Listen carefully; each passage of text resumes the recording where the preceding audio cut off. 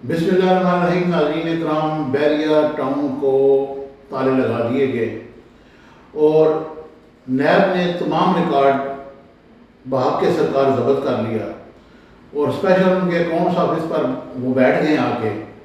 Bairiya town phase 8 जो head office है उसको मुकम्मल तौर पर सील कर दिया गया है और इसके साथ साथ बैरिया एनक्लेव को भी सील कर दिया गया है। ये छापा नैब ने मारा और नैब के पास अल कादर ट्रस्ट का जो केस है उस सिलसिले में उनके पास बाकायदा वारंट थे और उन्होंने बैरिया टाउन पर जो एक किस्म का हमला किया या छापा मारा, जो भी आप उसको नाम दें, और उससे ये हुआ कि वहाँ पर तकरीबन कोई 30 लाख की कैश थी, वो भी वो अपने साथ उन्होंने कन्फिस्केट कर ली। और इससे ये हुआ जब इसकी इतना हमारे रियासत साहब को दी गई तो उन्होंने जितना स्टाफ था सबको कहा तुम घर चले जाओ और जो बाकी ऑफिस हैं उनको ताले लगा दो, फिर हम देखेंगे कि अब क्या होता है, क्योंकि मैं इस तरीके से ये सारा कुछ नहीं कर सकता।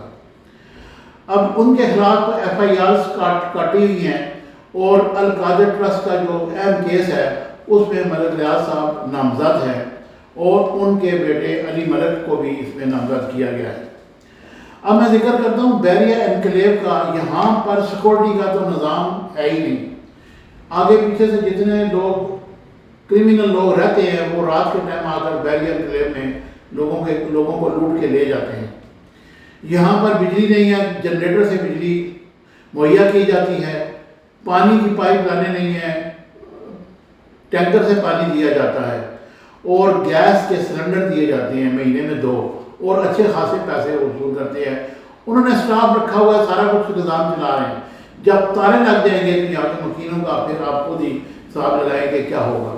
बाहर क्या यहाँ पर सिक्योरिटी का निज़ाम तो बिल्कुल भी नहीं है, पहले भी नहीं था, इन्होंने सिक्योरिटी प्राइवेट के हवाले कर दी। अब उससे एक सबसे बड़ा नुकसान उन गरीबों को हुआ जो बैरिया का दस्तरखान पे खाना खा रहे थे 2 टाइम का।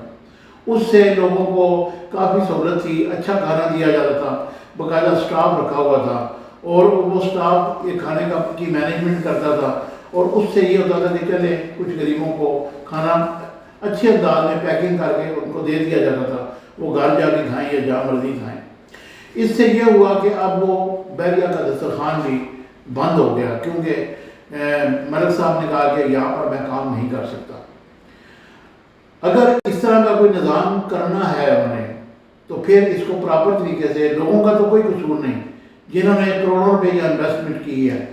अभी आप ये देखेंगे 8 मरले का जो घर है बैरिया एनक्लेव में, वो तो उसकी रकम मालियत थी तकरीबन 8 से 10 करोड़, अब वो रह गए 4 करोड़।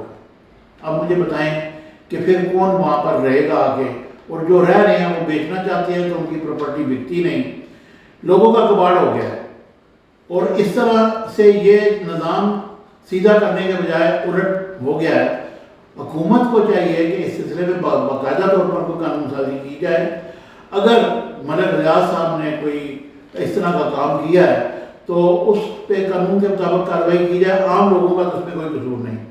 और ये जो सैकड़ों मुलाजमीन फारग हो गए हैं, इनका क्या बनेगा? या तो इनके लिए नौकरियों का बंदोबस्त किया जाए या निज़ाम को सीधा करने के लिए कोई ऐसा निज़ाम वज़ा किया जाए जिससे लोगों को सहूलत मिले। और नैब तो आज तक किसी को प्रूव कर नहीं सकी।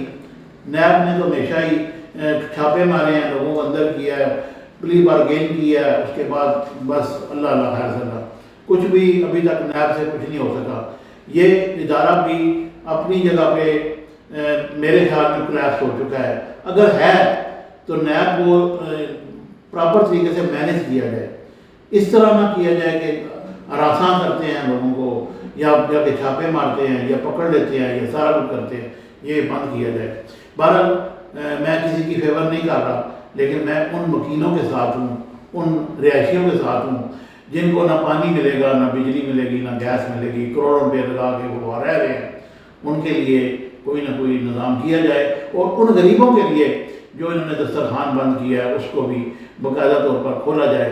मलिक साहब से गुजारिश है कि वो इतना सख्त कदम ना उठाएं जिससे जो गरीब की दुआओं से आप इतने ऊपर चले गए हैं।